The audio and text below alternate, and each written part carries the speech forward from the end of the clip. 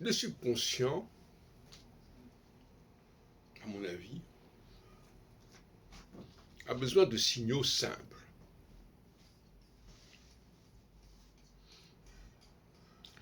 Et c'est dans le conscient qu'on est dans la complexité. C'est pourquoi je refuse d'utiliser les planètes au-delà de Saturne, parce que tout simplement, elles étaient inconnues pendant des millénaires par notre humanité. Et déjà, c'est un problème en soi, parce que ça veut dire que les hommes auraient subi cette influence sans comprendre ce qui leur arrivait, alors qu'à mon avis, au contraire, l'astrologie était un outil pour organiser et diriger la cité. Et un outil qui exigeait évidemment que tout le monde puisse voir ce qui se passait dans le ciel. C'est pour ça qu'il y a une sorte d'inanité dans les travaux concernant les nouvelles planètes, parce que par définition, c'est une astrologie hors sol. Une astrologie qui ne correspondait pas à la vie de la cité, puisque cette cité, pendant des millénaires, ignorait ces planètes. Alors, je ne sais pas comment répondront les gens à qui je dis cela, mais c'est déjà une perception des choses un peu bizarre, je dois reconnaître. Et une conviction, je dirais presque technocratique. Bon. Donc, moi, je pense qu'il fallait que les signaux soient simples. J'emploie le mot signal en pensant à Jean-Pierre Nicolas. Un signal simple, une planète qui passe à tel endroit, puis à tel autre endroit, dans telle région du ciel. Là, c'est simple.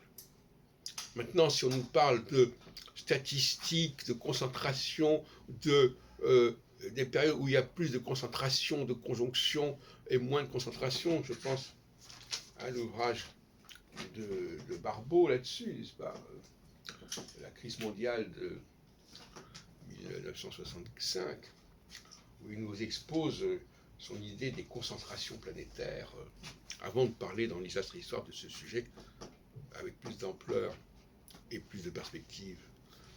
Donc, non, il faut être sérieux. Anthropologiquement, cette histoire de planètes plus ou moins nombreuses qui se rassemblent plus ou moins à certaines périodes, et puis à d'autres moments il y en a moins, etc. Tout ça, ça ne correspond à rien du tout pour la perception subconsciente, pour la perception du peuple et de la cité.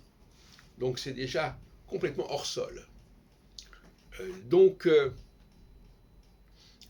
allons vers des choses simples.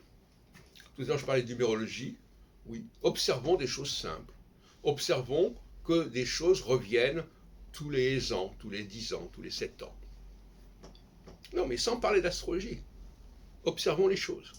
Ayons déjà un bagage à ce niveau-là. Et puis, dans un deuxième temps, voyons quelles sont les configurations astrales, simples également. Pas des trucs usine à gaz comme fait Barbeau, mais des choses simples, telle planète qui revient au même endroit, par exemple. Par exemple, si c'est tous les 7 ans, on aurait tendance à penser que c'est Saturne, parce que Saturne, tous les 7 ans, passe à un point différent au niveau équinoxial et solsticial. Parce que moi, dès 1976, j'ai posé cette question du solsticial et de l'équinoxial, qui permet de diviser par 4 tout le cycle. On n'est pas à 28 ans, on est à 7 ans. Et on peut dire ça pour autre chose, bien sûr. Donc, soyons simples. Et alors, pour terminer, je dirais que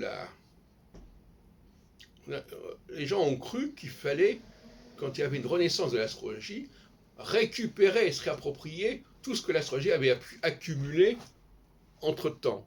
Il y a des jeunes astrologues que je fréquente actuellement, ils me disent « Allons nous ressourcer dans la littérature astrologique médiévale ou antique ». C'est des ridicules. Il ne s'agit pas de ça.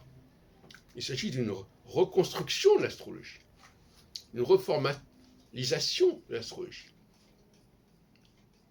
Il ne s'agit pas de d'accumulation d'observations purement astrologiques et qui sont déconnectés par rapport au terrain, le terrain historique, le terrain culturel. Donc,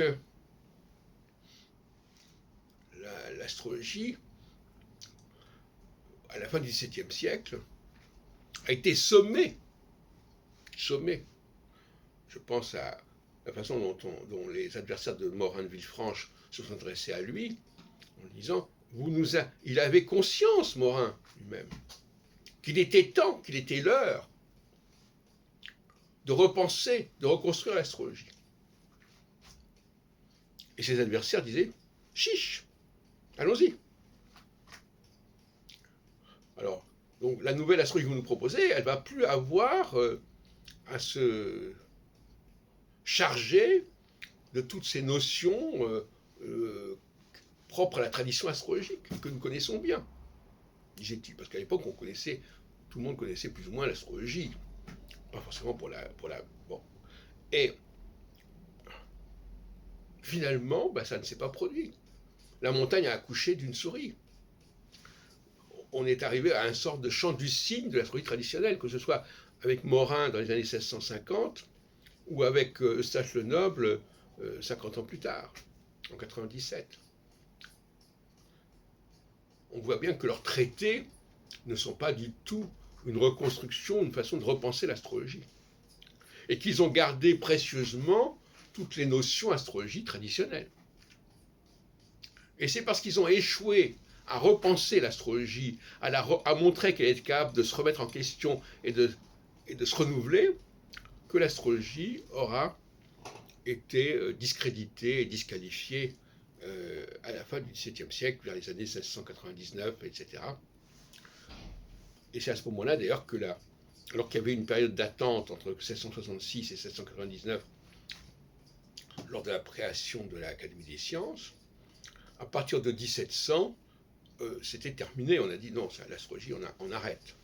Parce qu'on voyait bien que ces astrologues étaient incapables de proposer quelque chose de nouveau.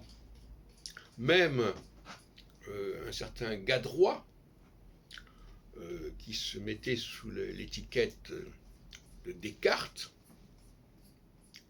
espérait effectivement pouvoir repenser l'astrologie. Bon, il n'y est pas parvenu, c'est à réétudier, mais il avait un plan qui était intéressant. Il faudrait d'ailleurs que nous y revenions. Donc il y a des astrologues qui étaient conscients qu'il fallait repenser l'astrologie parce qu'on était au XVIIe siècle.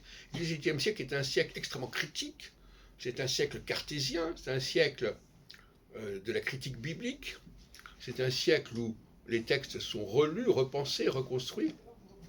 Et où surtout, un siècle où l'astronomie est en pleine effervescence. Puisque il y a eu Copernic, il y a eu Galilée, il y a eu Kepler, etc. Donc voilà une discipline qui bougeait beaucoup, qui se remettait en question. Et le lien qu'elle avait avec l'astrologie depuis des siècles, eh bien, ça ne marchait plus parce que l'astrologie elle-même, elle ne faisait plus rien. Elle n'était pas capable d'avoir la même dynamique que l'astronomie.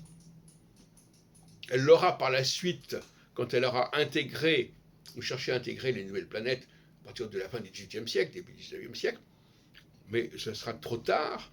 Et d'autre part, c'était un petit peu inconsidéré, puisque ces planètes, on ne les connaissait pas dans toute l'histoire de l'astrologie. Donc, c'était un petit peu bizarre comme ajustement.